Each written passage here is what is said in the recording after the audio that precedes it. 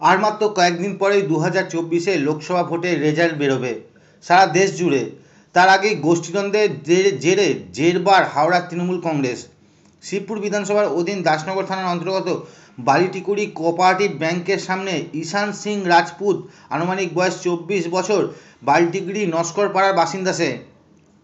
বৃহস্পতিবার সন্ধ্যায় তাকে তৃণমূলের অপর গোষ্ঠীর কিছু দুষ্কৃতী মাথায় রিভলভার ঠেকিয়ে সারা শরীরে ভোজালির কোপে আঘাত করে প্রাণে মেরে ফেলার চেষ্টা করে। রক্তাক্ত অবস্থায় সে কোনো রকম প্রাণ বাঁচিয়ে অন্যত্র পালিয়ে যায়।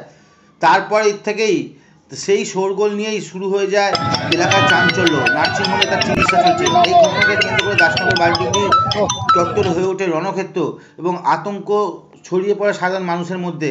সেখানকার মানুষের বক্তব্য, যাকে মারা হয়েছে সেও তৃণমূল কর্মী, যারা মেরেছে তারাও তৃণমূল কর্মী।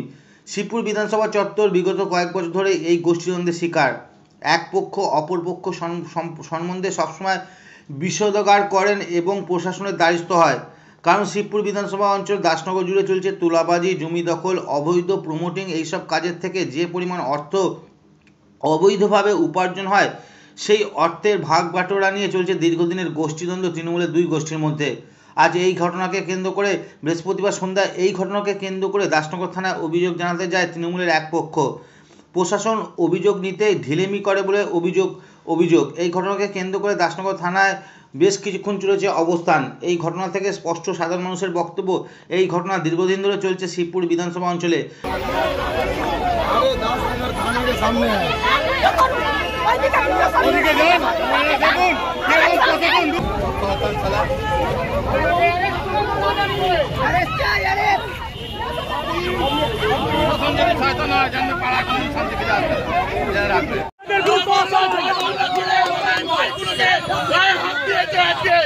যারা 2021-এ বিজেপি করেছিল সেই মানুষদের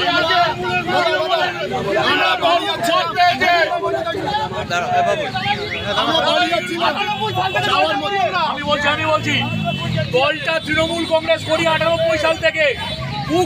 টিমে কে ছিল? বালিটিকুড়ি কোঅপারেটিভ ব্যাংকের ক্যামেরা দেখলে, ওখানে যে এটিএম আছে তার ক্যামেরা দেখলে আপনারা পেয়ে যাবেন কে ছিল। সে তো নামের অবশ্যই জিডি যখন করবে নামগুলো দেবে।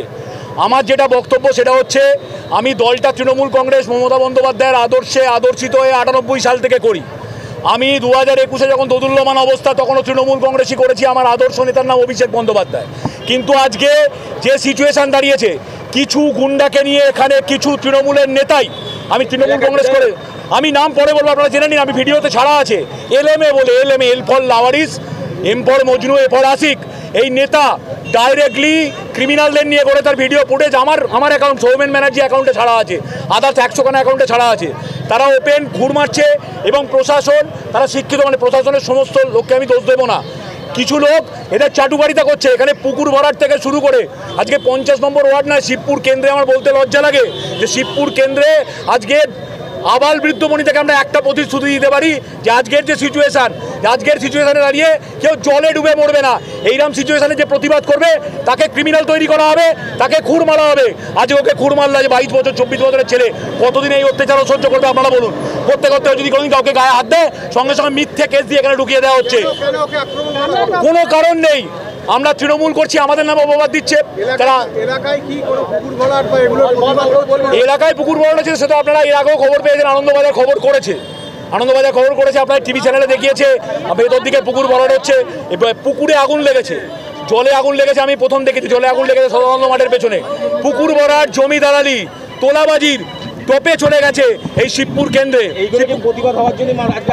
প্রতিবাদ হওয়ার জন্যই যারা প্রতিবাদ করে, আমাদের সঙ্গে যারা থাকে, যারা পুরনো তৃণমূল কংগ্রেস কর্মী, আমাদের সঙ্গে থেকে তাদের অ্যাটাক করা হয়। এবং অ্যাটাক করেছে ক্রিমিনাল বাবাই, যে 2013 সালে দুটো খুনের আসামি, একজন শিশুদুরি যে চাকরি করতো ইএসআই হসপিটালে, সে ক্রিমিনাল ছিল না, আর একজন ছিল নেপু যে খবরের কাগজ বিক্রেতা। ব্যক্তিগত আমি তৃণমূল করতাম, আমার চোখে গুলি করা হয়েছিল, বেঁচেছি ভগবানের কৃপায়। আর সুবীর বলে ছেলেটি বোধহয় এখানে আছে, খেটে খাওয়া ছেলে, তার পায়ে গুলি করেছিল। অবশ্যই তৃণমূলের নেতার মদতে এবং তৃণমূলের নেতার পেছন ঘুরছে সেই সব ছবি, ভিডিও ফুটেজ। পুলিশের ভূমিকা, পুলিশকে বলতে গেলে পুলিশ বলছে আমরা অপারক, তোমাদের ওপর নেতৃত্বের সঙ্গে কথা বলতে বলে। তৃণমূল কংগ্রেস জিন্দাবাদ, মমতা বন্দ্যোপাধ্যায় জিন্দাবাদ, অভিষেক বন্দ্যোপাধ্যায় জিন্দাবাদ, কিন্তু এদের শাস্তিও আছে। এটাই দরকার, এর শাস্তি হোক। এই বাবাই টিম এবং যে নেতার সঙ্গে ঘুরছে তার শাস্তি হওয়া উচিত।